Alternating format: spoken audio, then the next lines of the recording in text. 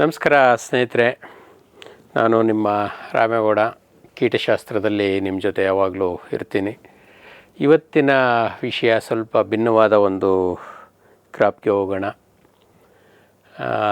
ಮಲೆನಾಡಿಗರ ಪ್ರಮುಖ ಬೆಳೆ ಆದಂಥ ಕಾಫಿಗೆ ಇವತ್ತು ನಾವು ಕಾಲಿಡೋಣ. ಕಾಫಿ ಬೆಳೆಗಾರರಿಗೆ ಭಾಳಷ್ಟು ದಿಗಿಲುಟ್ಟಿಸ್ತಾ ಇರುವಂಥ ಎರಡು ಪ್ರಮುಖ ಪೀಡೆಗಳು ಅಂತಂದರೆ, ಒಂದು ನಮ್ಮ ಬಿಳಿ ಕಾಂಡ ಕೊರಕ. ಅದರ ನಂತರ ಸ್ಥಾನದಲ್ಲಿ ಕಳೆದ ಒಂದು 30 ವರ್ಷಗಳಿಂದ ಈಚೆಗೆ ಅಥವಾ 30-35 ವರ್ಷಗಳಿಂದ ಈಚೆಗೆ ನಮ್ಮ ದೇಶಕ್ಕೆ ಬಂದಂಥ ಬೆರ್ರಿ ಬೋರರ್ ಕಾಯಿ ಕೊರಕ. ಇವೆರಡು ಮಾತ್ರ ನಮಗೆ ಭಾಳಷ್ಟು ತೊಂದರೆ ಕೊಡ್ತಾ ಇರುವಂಥ ಕೀಟಗಳು. ಅವುಗಳಲ್ಲದೇನೂ ಸಹ ಇನ್ನೂ ಹಲವಾರು ಕೀಟಗಳಿದ್ದಾವೆ ಅಥವಾ ಕೀಟೇತರ ಪೀಡೆಗಳಿದ್ದಾವೆ. ಅವುಗಳ ಬಗ್ಗೆ ಸ್ವಲ್ಪ ಚರ್ಚೆ ಮಾಡ್ಕೋತಾ ಹೋಗೋಣ.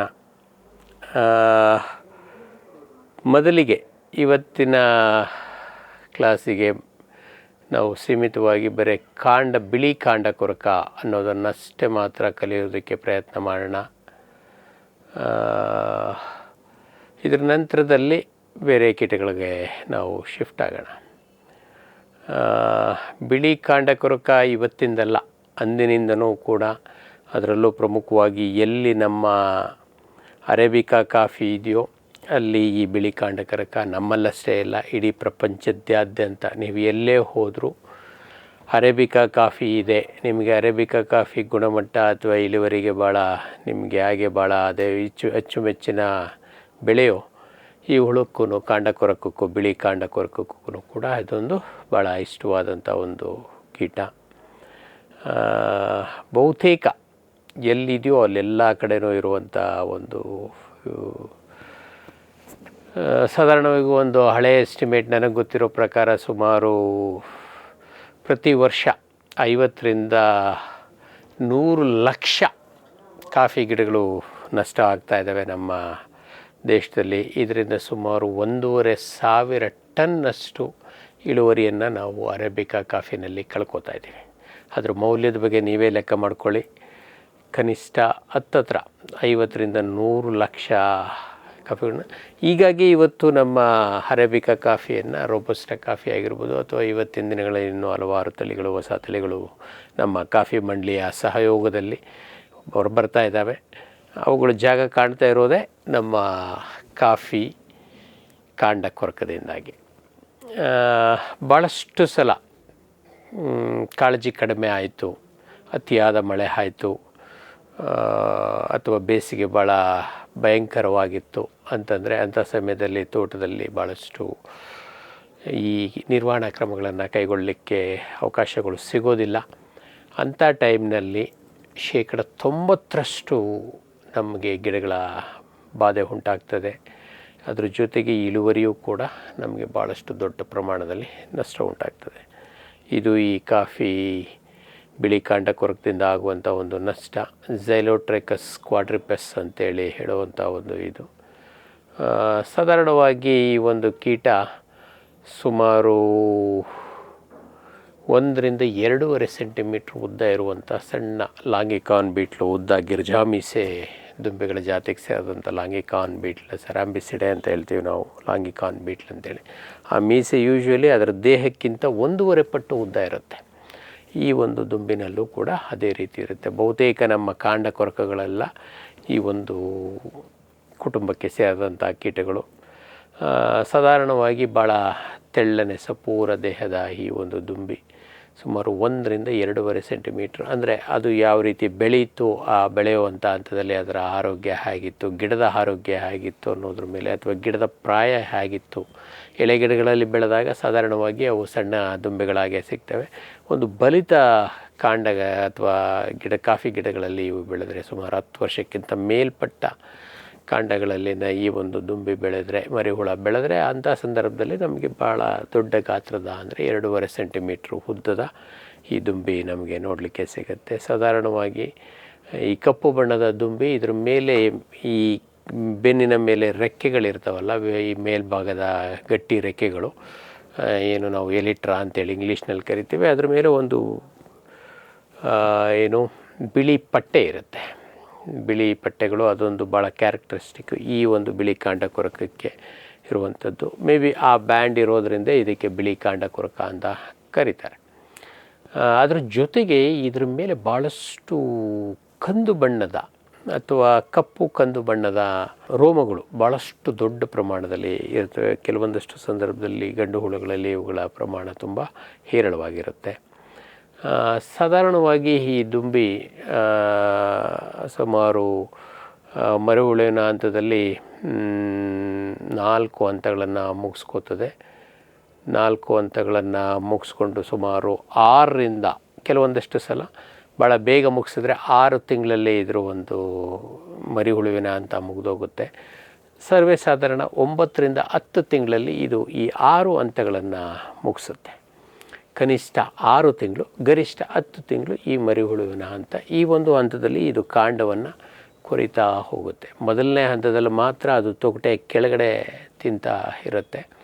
ಅದರ ನಂತರ ಇದು ಹೊಳಕ್ಕೆ ಹೋಗುತ್ತೆ. ಒಳಗಡೆ ಹೋದಾಗ ನಮಗೆ ಇದರ ಹಾನಿ ಹೆಚ್ಚಾಗ್ತಾ ಹೋಗುತ್ತೆ. ಸಾಧಾರಣವಾಗಿ ಈ ಪ್ರೌಢ ಹಂತ ಏನು ಮಾಡುತ್ತೆ, 2 ಹಂತದಲ್ಲಿ ಇದು ದುಂಬಿ ನಮಗೆ ಹೆಚ್ಚಾಗಿ ಕಾಣಿಸ್ಕೊಳ್ಳುತ್ತೆ.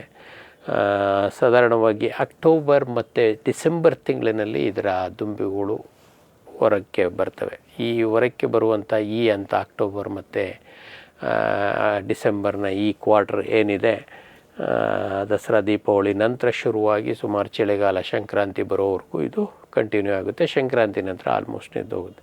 ಬಟ್ ಈಗ ವಾತಾವರಣ ವೈಪರೀತ್ಯ ಆಗ್ತಾ ಇರೋದರಿಂದ ಅದರ ನಂತೂ ಸ್ವಲ್ಪ ಕಾಣಿಸ್ಕೋತಾ ಇದೆ ಅಂತ ಕೆಲವರು ತಜ್ಞರು ಪ್ಲಸ್ ರೈತರು ಇಬ್ಬರು ಹೇಳ್ತಾ ಇದ್ದಾರೆ. ಅದಿನ್ನೂ ನಾವು ಪಕ್ಕ ಮಾಡ್ಕೋಬೇಕು. ಸಹಜ. ಏಕೆ ಅಂತಂದರೆ ಇದಕ್ಕೆ ಭಾಳ ಚೆನ್ನಾಗಿ ಬಿಸಿಲಿರಬೇಕು. ಬಿಸಿಲು ಸ್ವಲ್ಪ ಇದಾಯಿತು ಅಂದರೆ ಇವತ್ತಿನ ದಿನಗಳಲ್ಲಿ ನಮಗೆ ಆಲ್ಮೋಸ್ಟ್ ಮೋಡ ಕವಿದ ವಾತಾವರಣ ಹೆಚ್ಚಾಗ್ತಾ ಇರೋದರಿಂದ ಇದ್ರ ಬೆಳವಣಿಗೆ ಕುಂಠಿತ ಆಗುತ್ತೆ. ಏಕೆಂದರೆ ಸಹಜ ವಾತಾವರಣದ ಉಷ್ಣತೆ ಕಡಿಮೆ ಆಗುತ್ತೆ. ವಾತಾವರಣದ ಉಷ್ಣತೆ ಕಡಿಮೆ ಆಯಿತು ಅಂತಂದರೆ ಇದರ ಬೆಳವಣಿಗೆ ನಿಧಾನ ಆಗುತ್ತೆ. 9-10 ತಿಂಗಳಲ್ಲಿ ಇದು ಮರಿಹುಳುವಿನ ಅಂತ ಮುಗಿಸ್ಬೇಕು. ಅದು 11-12 ತಿಂಗಳಿಗೂ ಶಿಫ್ಟ್ ಆಗೋ ಸಾಧ್ಯತೆ ಇದೆ. ಅದು ನಮ್ಮ ಬಯಾಲಜಿನಲ್ಲೇ ಅಫಿಷಿಯಲಾಗಿ ಸಿಕ್ಕಿಲ್ಲದೆ ಇದ್ದರೂ ರೈತರ ಮತ್ತು ಕೆಲವೊಂದಷ್ಟು ತಜ್ಞರ ಒಂದು ಅನುಭವದ ಮೇಲೆ ಇದರ ಲಾರ್ವಲ್ ಡ್ಯೂರೇಷನ್ ಎಕ್ಸ್ಟೆಂಡ್ ಆಗ್ತಾ ಇರೋದು ನಮಗೆ ಗೊತ್ತಿದೆ. ನೀವೆಲ್ಲರೂ ಹೇಳೋ ರೀತಿ ಈ ಒಂದು ಬದಲಾದ ವಾತಾವರಣ, ಕ್ಲೈಮೇಟ್ ಚೇಂಜ್ ಅಂತ ಏನು ಹೇಳ್ತೀರಲ್ಲ, ಅದರ ವೈಪರೀತ್ಯದ ಈ ಒಂದು ಪರಿಣಾಮ ಈ ಒಂದು ಕೀಟದಲ್ಲೂ ಆಗ್ತಾ ಇರೋದನ್ನು ನಾವು ಗಮನಿಸ್ಬೋದು.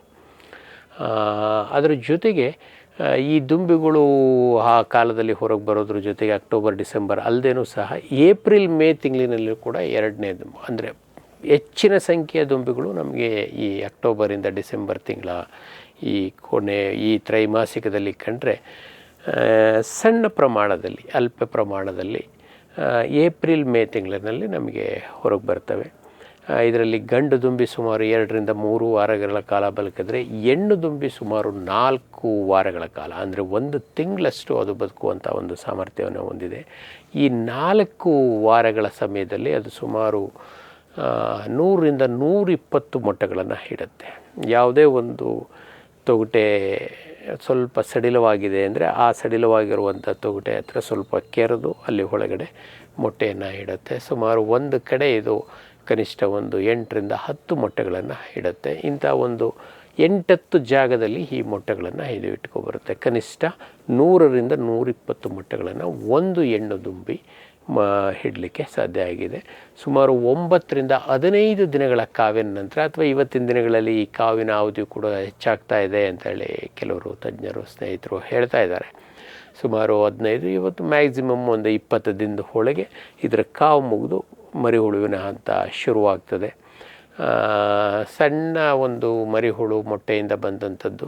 ಮೊಟ್ಟೆ ನೀವು ಈಗಾಗಲೇ ಗಮನಿಸಿರೋ ರೀತಿ ಒಂದು ನಮ್ಮ ಹಕ್ಕಿ ಕಾಳಿನ ರೀತಿ ಸಣ್ಣದು, ನುಚ್ಚಕ್ಕಿ, ಪೂರ್ತಿ ಉದ್ದದ ಅಕ್ಕಿಯೆಲ್ಲ ಸಣ್ಣ ಹಕ್ಕಿಯ ರೀತಿ ಕಾಣಿಸುತ್ತೆ. ಮೇ ಬಿ ನಮ್ಮ ಸಣ್ಣ ಹಕ್ಕಿಗಳು ನಮ್ಮ ಸೋನಾ ಮಸೂರಿ ಅಕ್ಕಿಯ ಒಂದು 3 ಭಾಗ ಮಾಡ್ತು ಅಂತಂದರೆ ಆ ಒಂದು ಭಾಗ ನಮಗೆ ಈ ಒಂದು ಹಕ್ಕಿ ಸುಮಾರು ಒಂದು 5-10 ಮಿಲಿಮೀಟ್ರ್ವರೆಗೆ ಆ ಒಂದು ದುಂಬಿಯ ಗಾತ್ರ ಏನಿದೆ ಅನ್ನೋದ್ರ ಮೇಲೆ ಇದರ ಸೈಜ್, ಮೊಟ್ಟೆಯ ಸೈಜ್ ಕೂಡ ವೇರಿ ಆಗ್ತಾ ಹೋಗುತ್ತೆ. ಸುಮಾರು 1.5 ಮಿಲಿಮೀಟ್ರ್ ಉದ್ದ ಇರುವಂಥ ಒಂದು ಮೊಟ್ಟೆಗಳನ್ನು ಇದು ಇಟ್ಕೋತಾ ಬರುತ್ತೆ.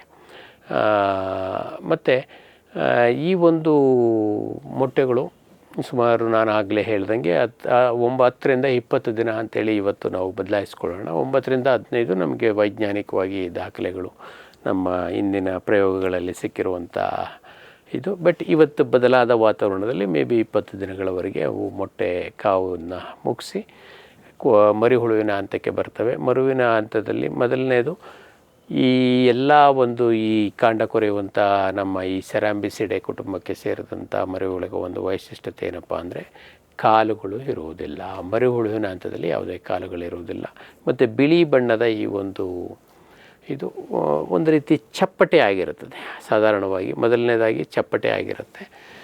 ಮತ್ತು ಇದರ ತಲೆ ಮತ್ತು ಬಾಯಿ ಭಾಳ ಬಲಿಷ್ಠವಾದ ದವಡೆಗಳು, ಏಕೆಂದರೆ ಕಾಂಡ ಕೊರಕಿಗೆ ಬೇಕಾಗಿರೋದೇ ಆ ದವಡೆಗಳು.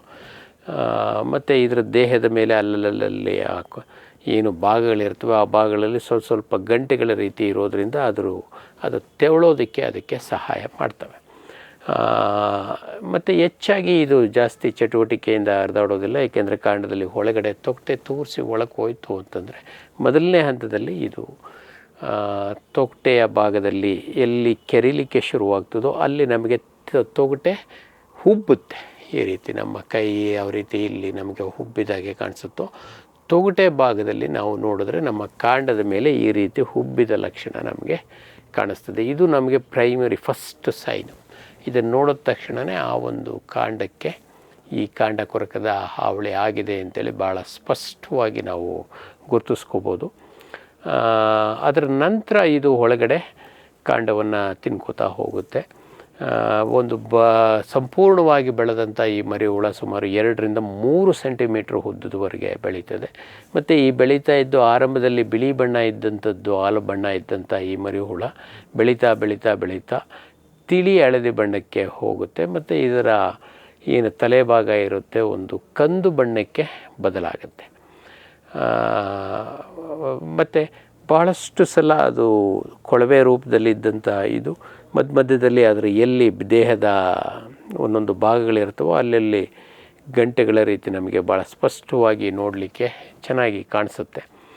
ಮತ್ತು ಅದೇ ಒಂದು ಕಾಂಡದ ರಂಧ್ರದಲ್ಲಿ ಇದೇನು ಮಾಡ್ಕೊಂಡು ತಿನ್ಕೋತಾ ಹೋಗ್ತಾ ಇರ್ತದೆ. ಮತ್ತು ಆ ಕಸದ ಪುಡಿಯನ್ನು ಅಲ್ಲೇ ಉಳಿಸ್ಕೋತಾ ಹೋಗುತ್ತೆ. ಕೆಲವೊಂದಷ್ಟು ಸಲ ಕಾಂಡದಲ್ಲಿ ಎಲ್ಲಿ ರಂಧ್ರ ಇರುತ್ತೋ ಆ ರಂಧ್ರದ ಮುಖಾಂತರ ಇದು ಹೊರಗಡೆ ಆಗ್ತಾ ಇರುತ್ತೆ. ಕೆಲವೊಂದಷ್ಟು ಸಲ ಅದನ್ನು ಅಲ್ಲೇ ಉಳಿಸ್ಕೋತಾನೆ ಹೋಗುತ್ತೆ. ಕಂಟಿನ್ಯೂಯಸ್ ಆಗಿ ಅದು ಒಳಗಡೆನೇ ಉಳ್ಕೋತಾ ಹೋಗ್ತಾ ಇರುತ್ತೆ.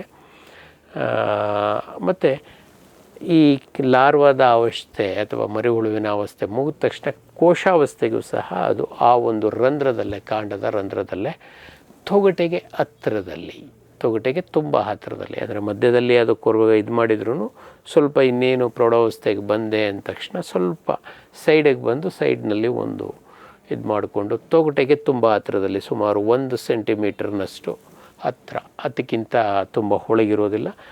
ಆಲ್ಮೋಸ್ಟ್ 1 ತೊಗಟೆಯಿಂದ 1 ಸೆಂಟಿಮೀಟರ್ ಒಳಗಡೆ ಇದು ಕೋಶಾವಸ್ಥೆಗೆ ಹೋಗ್ತದೆ. ಫಾರ್ಮ್ ಟಿವಿ ವೀಕ್ಷಕ ರೈತರ ಬೆಳೆ ರಕ್ಷಣೆ ಈಗ ಹಿಂದೆಂದಿಗಿಂತ ಸುಲಭ, ಸರಳ, ಸುರಕ್ಷಿತ. ಶ್ರಮಜೀವಿಯಿಂದ ಸೂಕ್ಷ್ಮ ಪೋಷಕಾಂಶ, ಸೂಕ್ಷ್ಮಾಣುಜೀವಿ ಮತ್ತು ಬೇರುವರ್ಧಕಗಳು. ಕಾಳುಮೆಣಸು ಸೊರಗು ರೋಗ ತಡೆಗೆ ಟ್ರೈಕೋಡರ್ಮಾ ಸುಡೋಮೋನಾಸ್. ಸಮೃದ್ಧ ಬೆಳವಣಿಗೆ, ರೋಗ ನಿರೋಧಕ ಶಕ್ತಿಗೆ ಐಎಎಸ್ಆರ್ ಪೆಪ್ಪರ್ ಸ್ಪೆಷಲ್. ಕೋಕೋ ಗಿಡಗಳ ಆರೋಗ್ಯಕ್ಕೆ ಜಿಂಕ್ ಸಲ್ಫೇಟ್ ಮತ್ತು ಫೆರಸ್ ಸಲ್ಫೇಟ್. ಅಡಿಕೆ ಹಿಡಿಮುಂಡಿಗೆ ನಿರ್ವಹಣೆಗೆ ರೂಟ್ ಪವರ್, ಜಿಂಕ್ ಮತ್ತು ಬೋರಾನ್. ಖಚಿತ ಗುಣಮಟ್ಟ, ಪ್ರಾಮಾಣಿಕ ಬೆಲೆ, ನಿರಂತರ ಸಲಹಾ ಸೇವೆ. ನಮ್ಮಿಂದಲೇ ಖರೀದಿಸಿ, ನಮ್ಮ ಬದ್ಧತೆಯ ಸೇವೆಗೆ ಬೆಂಬಲ ನೀಡಿ. ರೈತ ಬಾಂಧವರ ಸೇವೆಗೆ ಫಾರಂ ಟಿವಿಯ ಮತ್ತೊಂದು ಹೆಜ್ಜೆ. ಅತ್ಯುತ್ತಮ ಲ್ಯಾಬ್ ಮತ್ತು ನರ್ಸರಿಯ ಟಿಶ್ಯೂ ಕಲ್ಚರ್ ಮತ್ತು ಬೀಜ ಗಿಡಗಳು. ಗುಗಳೆ ಬಯೋಟೆಕ್ನ ಜಿನಿನ್ ಮತ್ತು ಏಲಕ್ಕಿ ಬಾಳೆ ಟಿಸಿ ಗಿಡಗಳು. ರೋಗರಹಿತ ದಾಳಿಂಬೆ ಮತ್ತು ಶೀಘ್ರ ಬೆಳೆಯುವ ತೇಗದ ಟಿಶ್ಯೂ ಕಲ್ಚರ್ ಗಿಡಗಳು. Taiwan red lady, hybrid F1 ಮತ್ತು ನಂಬರ್ 15 ಪಪಾಯ ಬೀಜ ಗಿಡಗಳು. ಹಿಂದೆ ಕರೆ ಮಾಡಿ ಗಿಡ ಕಾಯ್ದಿರಿಸಿ. ಸಮೃದ್ಧ ಸಾವಯವ ಗೊಬ್ಬರ, ಎಂಎಸ್ಜಿಪಿ ಮತ್ತು ಕೆಸಿಡಿಸಿ ಉತ್ಪಾದನೆ. ಫಾರ್ಮ್ ಟಿವಿಯಿಂದ ಸರಬರಾಜು. ಅತಿ ಕಡಿಮೆ ಬೆಲೆಗೆ ಅತ್ಯುತ್ತಮ ಗೊಬ್ಬರ. ಇಲ್ಲ ಭಾರಲೋಹ. ಕೃಷಿ ವಿಶ್ವವಿದ್ಯಾಲಯದಿಂದ ಪರೀಕ್ಷಿತ. ಸಾವಯವ ಇಂಗಾಲ, NPK, PH, EC ಎಲ್ಲ ನಿಗದಿತ ಮಿತಿಯಲ್ಲಿ. ಅಡಿಕೆ, ತೆಂಗು, ಬಾಳೆ, ಕಾಫಿ, ದಾಳಿಂಬೆ, ದ್ರಾಕ್ಷಿ, ಕಬ್ಬು, ಭತ್ತ, ಜೋಳ, ಹತ್ತಿ ಹೀಗೆ ಎಲ್ಲಾ ಬೆಳೆಗಳಿಗೂ ಪ್ರಶಸ್ತ. ಜೀವಂತ ಮಣ್ಣು, ಸಮೃದ್ಧ ಬೆಳೆ. ಅತ್ಯಧಿಕ ಲಾಭಕ್ಕೆ ಬಳಸಿ ಸಿಟಿ ಕಾಂಪೋಸ್ಟ್. ಶ್ರಮಜೀವಿ ಫಾರ್ಮ್ ಟಿವಿಯಿಂದ ಜಸ್ಟ್ ಸೀಡ್ಸ್, ಕೈತೋಟ, ಸ್ವಂತಕ್ಕೆ ಬೆಳೆ ಮತ್ತು ತಾರಸಿ ತೋಟಗಳಿಗೆ ತರಕಾರಿ ಮತ್ತು ಹೂ ಬೀಜಗಳು. IIHR ಮತ್ತು ತೋಟಗಾರಿಕೆ ವಿಶ್ವವಿದ್ಯಾಲಯದ ಅಧಿಕ ಇಳುವರಿಯ ಸುಧಾರಿತ ತಳಿ ಹಾಗೂ ಹೈಬ್ರಿಡ್ ಬೀಜಗಳು. 50 ರೂಪಾಯಿ ಚಿಕ್ಕ ಪ್ಯಾಕೆಟ್ನಲ್ಲಿ. UPI ಮೂಲಕ ಹಣ ಪಾವತಿಸಿದರೆ ಅಂಚೆ ಮೂಲಕ ಬೀಜ ನಿಮ್ಮ ಮನೆ ಬಾಗಿಲಿಗೆ. ಅಧಿಕೃತ ತಳಿಗಳ ನಿಜ ಬೀಜಗಳು. ಫಾರ್ಮ್ ಟಿವಿಯ ಮೊಳಕೆ ಗ್ಯಾರಂಟಿ. Just seeds.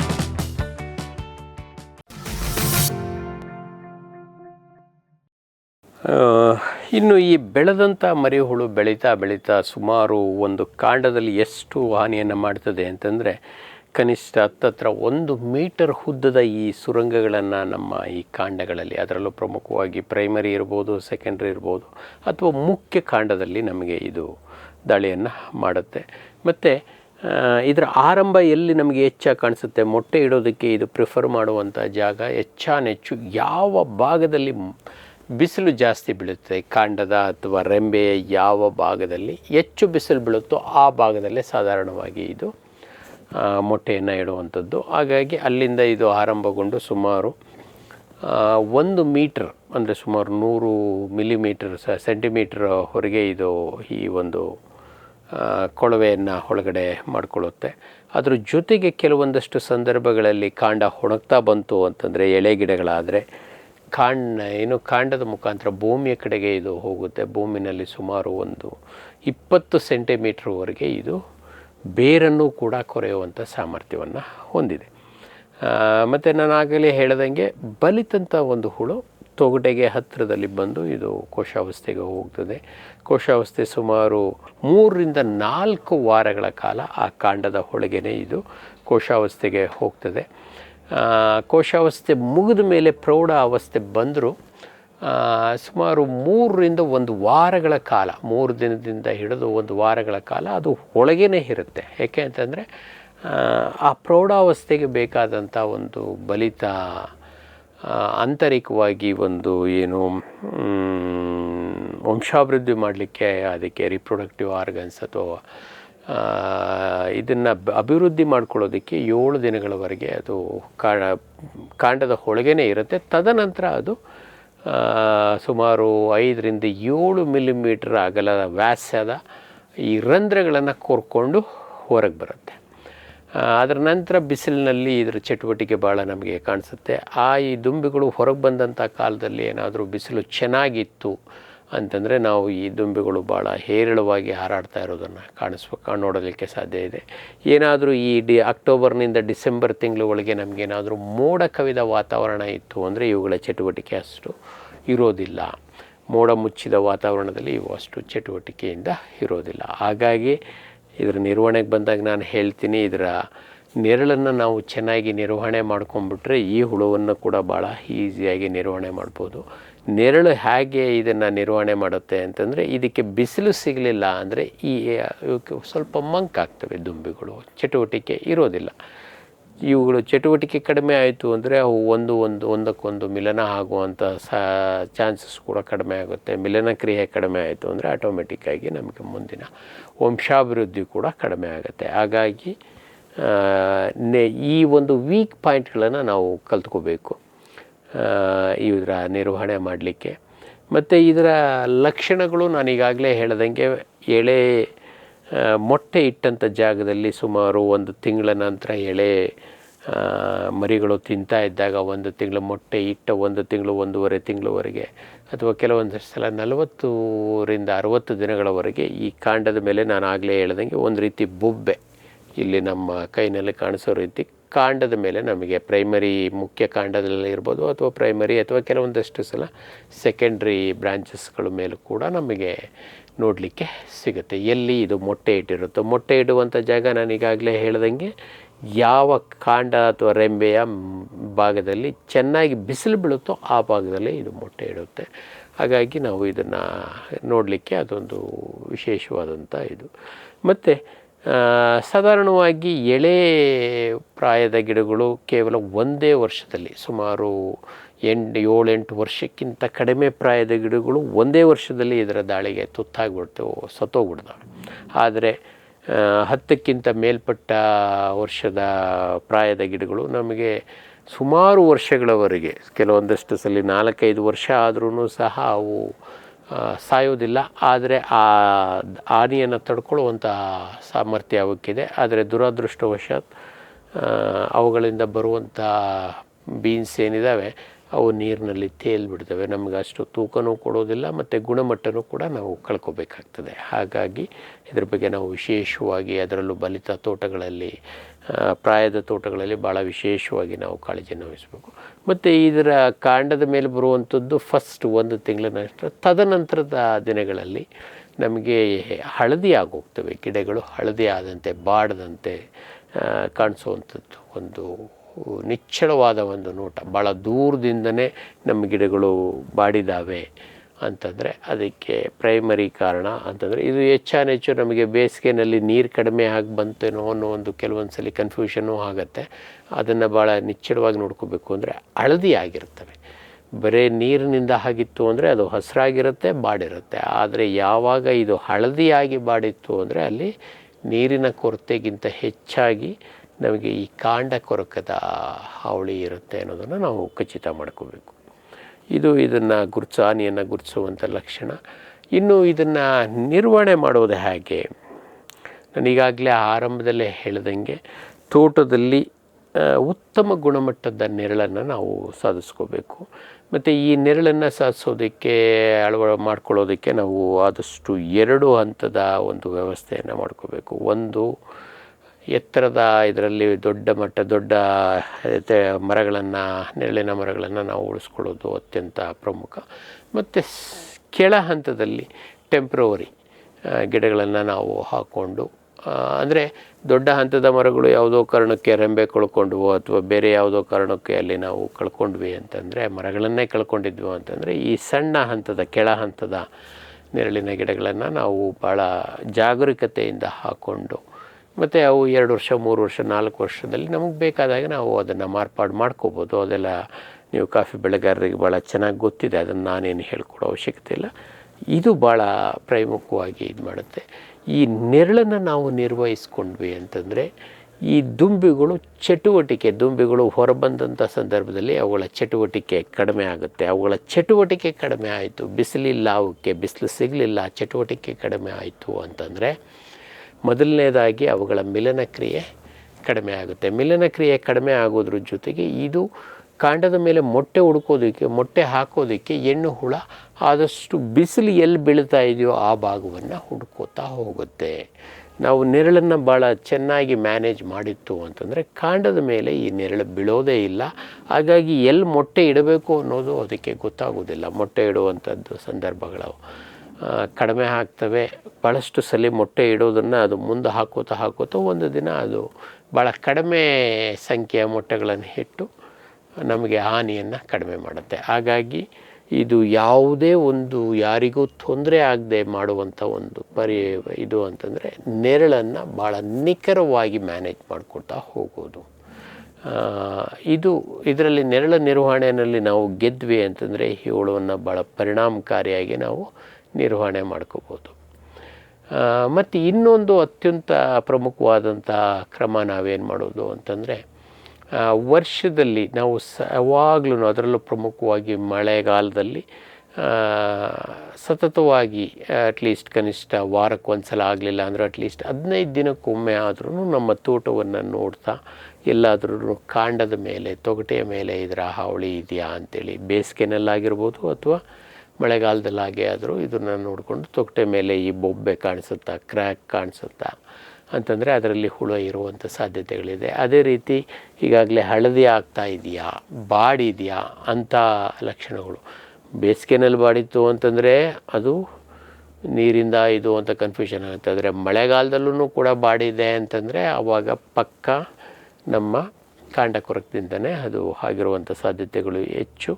ಹಾಗಾಗಿ ಅವುಗಳನ್ನು ರೆಗ್ಯುಲರಾಗಿ ನೋಡ್ಕೋತಾ ಕನಿಷ್ಠ 15 ದಿನಕ್ಕೊಮ್ಮೆ ಆದ್ರೂ ನಮ್ಮ ತೋಟದಲ್ಲಿ ಕೂಲಂಕುಷವಾಗಿ ನಾವು ಅವಲೋಕನ ಮಾಡಿ ಎಲ್ಲಾದರೂ ಈ ಥರದ ಗಿಡಗಳಿದ್ದರೆ ಅವುಗಳನ್ನು ತಕ್ಷಣ ರೆಂಬೆಗಳನ್ನಾದರೂ ಕಟ್ ಮಾಡಿ, ಅಥವಾ ಬಾಧೆ ತುಂಬ ಜಾಸ್ತಿ ಇದೆ ಅಂತಂದರೆ ಎಂಟೈರ್ ಗಿಡವನ್ನು ತಕ್ಕೊಂಡು ಸುಟ್ಟಾಕಬೇಕು. ಇದನ್ನು ಕನಿಷ್ಠ ಈ ಸುಟ್ಟಾಕುವಂಥ ಕ್ರಮವನ್ನು ನಾವು ವರ್ಷಕ್ಕೆ ಕನಿಷ್ಠ 2 ಬಾರಿ ಕೈಗೊಳ್ಳಬೇಕಾಗುತ್ತೆ. ಒಂದು ಮಾರ್ಚ್ ತಿಂಗಳಿನಲ್ಲಿ, ಇನ್ನೊಂದು ಸೆಪ್ಟೆಂಬರ್ ತಿಂಗಳಿನಲ್ಲಿ. ಈ 2 ತಿಂಗಳುಗಳಲ್ಲಿ ನಾವು ಇದನ್ನು ನಿರ್ವಹಣೆ ಮಾಡಿದ್ರೆ ದುಂಬಿ ಹೊರಬರೋದಕ್ಕಿಂತ ಮೊದಲೇ, ಏಕೆಂದರೆ ಏಪ್ರಿಲ್ ಮೇನಲ್ಲಿ ನಮ್ಮ ದುಂಬಿ ಹೊರಗೆ ಬರುತ್ತೆ, ಅದು ಸಣ್ಣ ಪೀಕು. ಅದರ ನಂತರ ಅಕ್ಟೋಬರ್ ಡಿಸೆಂಬರ್ನಲ್ಲಿ ಇನ್ನೊಂದು ಸಲ ಹೊರಗೆ ಬರುತ್ತೆ, ಅದು ಮೇಜರ್ ಪೀಕು. ಇವೆರಡು ತಿಂಗಳಿಗೆ 1 ತಿಂಗಳು ಅಂದರೆ ಅದು ಇನ್ನೂ ಕೋಶಾವಸ್ಥೆನಲ್ಲೇ ಇರುತ್ತೆ, ಅಥವಾ ಪ್ರೌಢಾವಸ್ಥೆಗೆ ಬಂದ್ರೂ ಹೊರಗೆ ಬಂದಿರೋದಿಲ್ಲ. ಅದಕ್ಕಿಂತ ಮೊದಲೇ ಈ ಒಂದು ಅಂತ ಬಾಧೆಗೊಳಗಾಗಿರುವಂಥ ರೆಂಬೆ ಕೊಂಬೆಗಳನ್ನಾಗಲಿ ಅಥವಾ ಎಂಟೈರ್ ಗಿಡವನ್ನೇ ಆಗಲಿ ನಾವು ಕತ್ತರಿಸಿ ಅಥವಾ ಬೇರು ಸಮೇತ ಕಿತ್ತು, ಬೇರು ಸಮೇತ ಕೀಳೋದು ಭಾಳ ಪರಿಣಾಮಕಾರಿಯಾದಂಥ ಕ್ರಮ. ಎಂಟೈರ್ ಗಿಡ ಕೀಳೋದಿತ್ತು ಅಂದರೆ, ಅಥವಾ ಬಾಧೆ ಕೆಳಕ್ಕೆ ಹೋಗಿಲ್ಲ, ಕೇವಲ ಮೇಲ್ಗಡೆ ರೆಂಬೆಗಳೆಲ್ಲಷ್ಟೇ ಇತ್ತು ಅಂತಂದರೆ ಮೇಲ್ಗಡೆ ರೆಂಬೆಗಳನ್ನಷ್ಟೇ ಕಟ್ ಮಾಡಿ ನಾವು ಸುಟ್ಟಾಕಬೇಕು. ಸುಟ್ಟಾಕ್ಲಿಕ್ಕೆ ನಮ್ಗೆ ಅವಕಾಶ ಇಲ್ಲ ಅಂತಂದರೆ ಅವುಗಳನ್ನು ಆದಷ್ಟು ಕನಿಷ್ಠ 1 ತಿಂಗಳಷ್ಟು ನೀರಿನಲ್ಲಿ, ಏಕೆಂದರೆ ಕಾಫಿ ತೋಟಗಳಲ್ಲಿ ನೀರಿನ ಕೆರೆಗಳಿಗೇನೋ ತೊಂದರೆ ಇರೋದಿಲ್ಲ, ನೀರಿನ ಕೆರೆಗಳಲ್ಲಿ ಅವುಗಳನ್ನು ಮುಳುಗಿಸ್ಬಿಟ್ಟು ನಿರ್ನಾಮ ಹಾಕೋಗ್ತವೆ. 2 ರೀತಿ ಆಗ್ತದೆ. ಒಂದು, ನೀರಿನಲ್ಲಿ ಅದು ಮುಳುಗ್ತದೆ. ಕೆಲವೊಂದಷ್ಟು ಸಲ ನೀರಿನಲ್ಲಿರುವಂಥ ಬೇರೆ ಪ್ರಾಣಿಗಳು, ಕೀಟಗಳಿರ್ಬೋದು, ಅಥವಾ ನಮ್ಮ ಕಪ್ಪೆಗಳಿರ್ಬೋದು, ಅಥವಾ ಮೀನುಗಳಿರ್ಬೋದು, ಅವುಗಳನ್ನು ಹುಡುಕಿ ತಕ್ಷಣ ಕಲ್ದಿದ್ರು ಕ್ರಮೇಣ ಅವುಗಳನ್ನು ಹುಡುಕಿ ತಿಂದು, ನಮಗೆ ಈ ಕಡೆ ಮೀನು ಸಾಕಣೆ ಮಾಡ್ಕೊಂಡಿದ್ರೆ ಆ ಕಡೆ ಮೀನಿನ ಲಾಭವೂ ಆಗುತ್ತೆ, ಅವಕ್ಕೆ ಒಳ್ಳೆಯ ಊಟ ಕೊಟ್ಟಾಗೂ ಆಗುತ್ತೆ. ಕನಿಷ್ಠ 10 ದಿನ ನಾವು ಅದನ್ನು ನೀರಿನಲ್ಲಿ ಮುಳುಗಿಸಿದ್ರೆ ಭಾಳ ಅತ್ಯಂತ ಪರಿಣಾಮಕಾರಿಯಾಗಿ ಈ ಒಂದು ಕೀಟಗಳನ್ನು ನಿರ್ವಹಣೆ ಮಾಡಲಿಕ್ಕೆ ಸಾಧ್ಯ ಇದೆ. ಅದು ಯಾವುದೇ ಹಂತದಲ್ಲಿರಲಿ, ಅದು ಮರಿಹುಳ ಇರಲಿ, ಕೋಶಾವಸ್ಥೆ ಇರಲಿ, ಅಥವಾ ಪ್ರೌಢಾವಸ್ಥೆ ಇರಲಿ, 10 ದಿನ ನೀರಿನಲ್ಲಿ ಮುಳುಗಿಸುವಂಥ ಕ್ರಮವನ್ನು ನಾವು ಕೈಗೊಳ್ಳಬೇಕು. ಅದರ ನಂತರ ಇನ್ನೂ ಒಂದು ಅತ್ಯಂತ ಪ್ರಮುಖವಾದಂಥ ಕ್ರಮ ಅಂತಂದರೆ, ಈ ತೊಗಟೆಯನ್ನು, ಇದನ್ನು ಭಾಳಷ್ಟು ಜನ ಭಾಳ ಪರಿಣಾಮಕಾರಿಯಾಗಿ ನಿರ್ವಹಣೆ ಮಾಡ್ತಾಯಿದ್ದೀರಿ. ಈ ಸಡಿಲ ತೊಗಟೆಯನ್ನು ನಾವು ತೆಗಿಬೇಕು ಯಾವಾಗಲೂ. ಅದರಲ್ಲೂ ಮುಖ್ಯ ಕಾಂಡದ ಮೇಲೆ, ಮತ್ತು ಮೊದಲನೇ ಪ್ರೈಮರಿ ಬ್ರ್ಯಾಂಚಸ್ಗಳು ಏನಿರ್ತವೆ, ಭಾಳ ದಪ್ಪ ಇರುವಂಥ ಅರಟೆ ಗಾತ್ರದ ಅಥವಾ ಅದಕ್ಕಿಂತನೂ ದಪ್ಪ ಗಾತ್ರದ ಈ ಕಾಂಡಗಳೇನಿದ್ದಾವೆ, ಇವುಗಳನ್ನು ತೊಗಟೆಯಿಂದ ಅಥವಾ ಕಾಯಿರ್ ಬ್ರಷಿಂದ ಉಜ್ಜಿ, ಅದರಲ್ಲೂ ಪ್ರಮುಖವಾಗಿ ಮಾರ್ಚ್ ಮತ್ತು ಸೆಪ್ಟೆಂಬರ್ ಅವುಗಳ ಸರ್ವೇಕ್ಷಣೆ ಮಾಡ್ತೀವಿ, ಇದೇನಾದರೂ ಹಾನಿ ಇದೆಯಾ ಅಂಥೇಳಿ.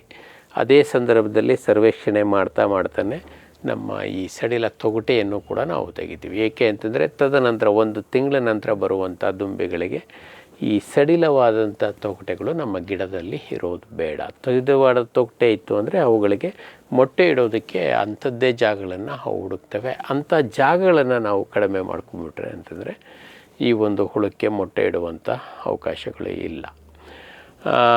ಇದರ ನಂತರ ಈ ದುಂಬಿಗಳು ಬಂದಂಥ ಕಾಲದಲ್ಲಿ ಏಪ್ರಿಲ್ ಮೇ ತಿಂಗಳಿನಲ್ಲಿ ಮತ್ತು ಅಕ್ಟೋಬರ್ನಿಂದ ಡಿಸೆಂಬರ್ ತಿಂಗಳುಗಳಲ್ಲಿ ಈ ತೊಗಟೆ ತೆಗೆದಾದ ನಂತರದ 1 ತಿಂಗಳು, ಬೇಸಿಗೆನಲ್ಲಿ ಕನಿಷ್ಠ 2 ತಿಂಗಳು, ಮತ್ತು ಚಳಿಗಾಲದಲ್ಲಿ, ಮಳೆಗಾಲ ಮುಗಿದು ಚಳಿಗಾಲ ಶುರುವಾಗ್ತಾ ಇದ್ದಾಗ ಕನಿಷ್ಠ 3 ರಿಂದ 4 ತಿಂಗಳು ಈ ಒಂದು ಫೆರಮೋನ್ ಟ್ರ್ಯಾಪ್ಗಳು ನಮಗೆ ಮಾರುಕಟ್ಟೆಯಲ್ಲಿ ಲಭ್ಯ ಇದ್ದಾವೆ.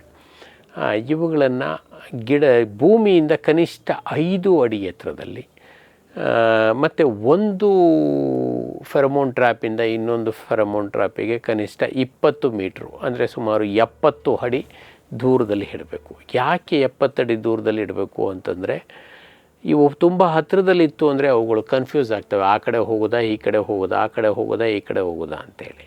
ಹಾಗಾಗಿ ಇವುಗಳ ಅಂತರ ಕನಿಷ್ಠ 70 ಅಡಿ ಇರಬೇಕು. 70 ಮೀಟ್ರ್ ಅಥವಾ 20 ಅಡಿ, 20 ಮೀಟ್ರ್ ಇವುಗಳು ಇಲ್ಲ ಅಂತಂದರೆ ಅವುಗಳು ಕನ್ಫ್ಯೂಸ್ ಆಗಿ ಭಾಳಷ್ಟು ಸಲ ಅವು ನಮ್ಮ ಟ್ರ್ಯಾಪ್ಗಳಿಗೆ ಬೀಳೋ ಬದಲು ನಮ್ಮ ಗಿಡಗಳ ಮೇಲೆ ಉಳ್ಕೊಂಡ್ಬಿಡ್ತವೆ. ಆ ಕಾರಣಕ್ಕೋಸ್ಕರ ಈ ಒಂದು ಎಚ್ಚರಿಕೆಯನ್ನು ತಗೋಬೇಕು. ಮತ್ತು ಇನ್ನೊಂದು ಅತ್ಯಂತ ಪರಿಣಾಮಕಾರಿಯಾದಂಥ ಗಮನದಲ್ಲಿಟ್ಕೋಬೇಕಾದ ಅಂಶ ಅಂತಂದರೆ, ಭೂಮಿಯಿಂದ ಕನಿಷ್ಠ 5 ಅಡಿ, ಏಕೆಂದರೆ ಇವು ಭಾಳ ಫ್ರೀಯಾಗಿ ಹಾರುವಂಥದ್ದು. ಅಥವಾ ನಮ್ಮ ತೋಟ ಇನ್ನೂ ಸ್ವಲ್ಪ ಎತ್ತರ ಇದೆ ಅಂತಂದರೆ ಇನ್ನೂ 1 ಅಡಿ ಎತ್ತರ ಮಾಡೋದ್ರಲ್ಲಿ ಏನೂ ತಪ್ಪಿಲ್ಲ. ಕನಿಷ್ಠ 5 ಅಡಿ ಎತ್ತರದಲ್ಲಿ ಈ ಮೋಹಕ ಬಲೆಗಳನ್ನು ನಾವು ಸ್ಥಾಪಿಸಬೇಕು. ಮತ್ತು ಅವುಗಳ ಅಂತರ ನಾನು ಆಗಲೇ ಹೇಳ್ದಂಗೆ ಕನಿಷ್ಠ 70 ಅಡಿ ದೂರದಲ್ಲಿರಬೇಕು. ಅವುಗಳು ಪರಿಣಾಮ ನೀಡಬೇಕು ಅಂದರೆ ಮತ್ತು ಈ ತಿಂಗಳುಗಳು, ಈ ದುಂಬಿಗಳು ಹೊರಬರುವಂಥ ಸಮಯ ಯಾವುದು? ಏಪ್ರಿಲ್ ಮೇ ತಿಂಗಳು, ಮತ್ತು ಅದನ್ನು ಬಿಟ್ಟರೆ ಅಕ್ಟೋಬರ್ನಿಂದ ಡಿಸೆಂಬರ್ವರೆಗೆ. ಡಿಸೆಂಬರ್ ಆಗಲಿ ಈವನ್ ನೀವು ಜನವರಿವರೆಗೂ ಇಟ್ಕೊಂಡ್ರೂ ಏನೂ ತೊಂದರೆ ಇಲ್ಲ, ಏಕೆಂದರೆ ಭಾಳ ತಡವಾಗಿ ಬರುವಂಥ ದುಂಬಿಗಳನ್ನು ನಾವು ಇಲ್ಲಿ ಸಂಗ್ರಹಿಸ್ಕೊಳ್ಳೋದಕ್ಕೆ ಸಾಧ್ಯ ಇದೆ. ಅದರ ನಂತರ ಇತ್ತೀಚೆಗೆ ನಮ್ಮ ಕಾಫಿ ಮಂಡಳಿಯವರು ಅಭಿವೃದ್ಧಿಪಡಿಸಿರುವಂಥ ಈ ಕಾಂಡಕ್ಕೆ ಸುಣ್ಣದ ಜೊತೆಗೆ ಮಳೆಯಿಂದ ಅದು ತೊಯ್ದು ಹೋಗದೇ ಇರೋ ರೀತಿ ರಕ್ಷಣೆ ಮಾಡ್ಕೊಳ್ಳೋದಕ್ಕೆ ಇದು ಫೆವಿಕಾಲ್ DDL ಅನ್ನು ಸೇರಿಸ್ಕೊಂಡು 10% ಸುಣ್ಣವನ್ನು ಬಳಿಯೋದು ಅತ್ಯಂತ ಪರಿಣಾಮಕಾರಿಯಾದಂಥ ಕ್ರಮ. ಇದನ್ನು ಸಾಧಾರಣವಾಗಿ ನಾವು 1 ತಿಂಗಳು ಮುಂದೆನೇ ಸೆಪ್ಟೆಂಬರ್ ತಿಂಗಳಿನಲ್ಲಿ ಮತ್ತು ಮಾರ್ಚ್ ತಿಂಗಳಿನಲ್ಲಿ ಇದು ಮಾಡ್ಕೋಬೇಕು. ಏಕೆಂದರೆ ನಮ್ಮ ದುಂಬಿಗಳು ಮರೋದಕ್ಕಿಂತ ಮೊದಲೇ ನಾವು ಇದನ್ನು ಮಾಡ್ಕೋಬೇಕು.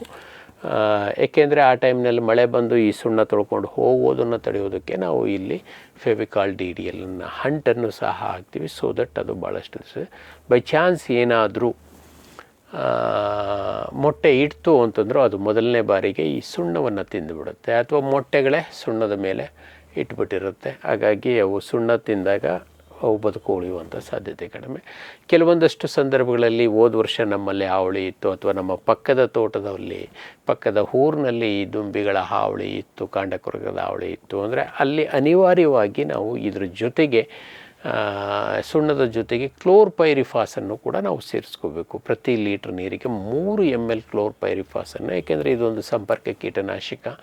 ಇದನ್ನು ಸೇರಿಸಿ ಬಳಿಯೋದ್ರಿಂದ ಏನಾಗುತ್ತೆ, ಈ ಒಂದು ಮೊಟ್ಟೆಗಳು ಅಥವಾ ಅದರಿಂದ ಬರುವಂಥ ಮರಿಹುಳುಗಳು ಉಳಿಯುವಂಥ ಸಾಧ್ಯತೆಗಳು ತುಂಬ ಕಡಿಮೆ ಆಗುತ್ತೆ. ಅದರ ಜೊತೆಗೆ ದುಂಬಿಗಳು ಕೂತ್ಕೊಂಡಾಗ ಅದಕ್ಕೆ ಈ ಒಂದು ಕ್ಲೋರಿಪೈರಿಫಾಸ್ ಅನ್ನುವಂಥ ಕೀಟನಾಶಕಗಳ ಅವುಗಳ ಕಾಲಗಳ ಮುಖಾಂತರ ಅಥವಾ ಹೊಟ್ಟೆಯ ಮುಖಾಂತರ ಸಂಪರ್ಕಕ್ಕೆ ಬಂದು ಅದನ್ನು ಸಾಯಿಸಲಿಲ್ಲ ಅಂದ್ರೂ ಅದರ ಒಂದು ಸಾಮರ್ಥ್ಯ, ಆರುವಂಥ ಸಾಮರ್ಥ್ಯ ಇರ್ಬೋದು ಅಥವಾ ಮೊಟ್ಟೆ ಇಡುವಂಥ ಸಾಮರ್ಥ್ಯ ಇರ್ಬೋದು, ಇವನ್ನು ಕಡಿಮೆ ಮಾಡೋದಕ್ಕೆ ನಮಗೆ ಸಹಾಯ ಮಾಡುತ್ತೆ. ಬೈ ಚಾನ್ಸ್ ಏನಾದರೂ ನಮ್ಮ ಈ ಒಂದು ದುಂಬಿಗಳ ಚಟುವಟಿಕೆ ನಾವು ನಮ್ಮ ಮೋಹಕ ಬಲೆಗಳನ್ನು ಹಾಕ್ಕೊಂಡು ಇದ್ದೀವಿ, ಅಲ್ಲಿ ಚಟುವಟಿಕೆ ಕಾಣಿಸ್ತಾ ಇರೋವರೆಗೆ ಅವಶ್ಯಕತೆ ಬಿತ್ತು ಅಂದರೆ ಈ ಸುಣ್ಣವನ್ನು ಇನ್ನೂ ಒಂದು ಸಲ ನಾವು ರಿಪೀಟ್ ಮಾಡಬೇಕಾಗುತ್ತೆ. ನಮ್ಮ ಈ ದುಂಬಿಗಳ ಚಟುವಟಿಕೆಯನ್ನು ಗಮನಿಸಿ. ಚಟುವಟಿಕೆ ಇಲ್ಲ ಅಂದರೆ ಒಂದು ಸಲ ಮಾಡಿದರೆ ಸಾಕು. ಬೈ ಚಾನ್ಸ್ ಏನಾದರೂ ನಾವು ಫೆರಮೋನ್ ಟ್ರ್ಯಾಪ್ಗಳನ್ನು ಹಾಕಿದ್ದೀವಿ, ಅಲ್ಲಿ ಈ ದುಂಬಿಗಳು ಹಾರಾಡ್ತಾ ಇದ್ದಾವೆ. ಫೆರಮೋನ್ ಟ್ರ್ಯಾಪ್ ಇಲ್ಲದೆ ಇದ್ರೂ ಬಿಸಿಲು ಬಂದ ದಿನಗಳಲ್ಲಿ ಗಮನಿಸಿದ್ರೆ ಈ ದುಂಬಿಗಳನ್ನು ನಮ್ಗೆ ನೋಡಲಿಕ್ಕೆ ಸಿಗ್ತವೆ. ಮಧ್ಯಾಹ್ನದ ವೇಳೆ ತುಂಬ ಬಿಸಿಲಿದ್ದಾಗ, ಅಥವಾ ಬೆಳಗ್ಗೆ 10 ಗಂಟೆ 11 ಗಂಟೆ ಸುಮಾರಿಗೆ, ಸಾಯಂಕಾಲ 4-5 ಗಂಟೆಗೆ ಹೋದರೆ ಭಾಳ ಪರಿಣಾಮಕಾರಿಯಾಗಿ ನಾವು ಇವುಗಳು ಚಟುವಟಿಕೆಯಿಂದ ಇರೋದನ್ನು ಗಮನಿಸ್ಬೋದು. ಅಂಥ ಟೈಮ್ನಲ್ಲಿ ಇದನ್ನು ಇನ್ನೂ 1 ತಿಂಗಳ ನಂತರ ಇನ್ನೂ ಒಂದು ಸಲ ಮಾಡೋದರಿಂದ ಇದನ್ನು ಮೊಟ್ಟೆ ಇಡೋದನ್ನು ಕ್ರಮವನ್ನು ನಾವು ಸಂಪೂರ್ಣವಾಗಿ ನಿಯಂತ್ರಿಸ್ಬೋದು. ಅದರ ನಂತರ ಇನ್ನೂ ಒಂದು ಕ್ರಮ ನಮ್ಮ ಕಾಫಿ ಮಂಡಳಿಯವರು ಇತ್ತೀಚೆಗೆ ಅಭಿವೃದ್ಧಿ ಮಾಡಿರುವಂಥದ್ದು. ಇದು ತುಂಬ ದಿನವೇ ಆಯಿತು, ಇತ್ತೀಚೆಗೆ ಏನಲ್ಲ. ಈ ಕಾಂಡಗಳಿಗೆ ಬಾಧೆ ಆಗಿರುವಂಥ ಕಾಂಡಗಳಿಗೆ ಈ ಒಂದು ಗೋಣಿಚೀಲ ಅಥವಾ ಇವತ್ತಿನ ದಿನಗಳಲ್ಲಿ ಥರ್ಮೋಕೋಲ್ ಶೀಟ್ಗಳನ್ನು, ರ್ಯಾಪ್ಗಳನ್ನು ಕೂಡ ಅವರು ಅಭಿವೃದ್ಧಿ ಮಾಡಿದ್ದಾರೆ, ಥರ್ಮೋ ಶೀಟ್ಗಳನ್ನು. ಇವುಗಳನ್ನು ಮುಖ್ಯ ಕಾಂಡಕ್ಕೆ ಮತ್ತು ಇದ್ರ ಮೇಲೆ, ಇದರಲ್ಲಿ ಇದಕ್ಕೆ ಇವತ್ತಿನ ದಿನಗಳಲ್ಲಿ ಇನ್ನೂ ನಾನು ಒಂದು ಫ್ಯಾಬ್ರಿಕ್ ಕೂಡ ಮುನ್ನೆಲೆಗೆ ಬಂದಿದೆ. ಇದರಿಂದ ಏನಾಗುತ್ತೆ ಅಂತಂದರೆ, ನಾನು ಒಂದು ಫ್ಯಾಬ್ರಿಕ್ ಆದರೆ ಅದನ್ನು ಬೆಳೆದು ನಂತರ ಅದಕ್ಕೆ ಕ್ಲೋರ್ಪೈರಿಫಾಸನ್ನು ಸಿಂಪರಣೆ ಮಾಡೋದು. ಗೋಣಿಚೀಲ ಆಯಿತು ಅಂತಂದರೆ, ಅಥವಾ ಗೋಣಿಚೀಲಕ್ಕೂ ಕೂಡ ನಾವು ಕ್ಲೋರ್ಪೈರಿಫಾಸನ್ನು ಅಥವಾ ಸೈಪರ್ಮೆಥ್ರಿನ್ ಅಥವಾ ಕ್ಲೋರ್ಪೈರಿಫಾಸ್ ಪ್ಲಸ್ ಸೈಪರ್ಮೆಥ್ರಿನ್ ಎರಡನ್ನೂ ಕೂಡ ನಾವು ಮಿಶ್ರಣ ಇರುವಂಥ ತಯಾರಿಕೆಗಳನ್ನು ಸಿಂಪಡಿಸ್ಕೋಬೋದು.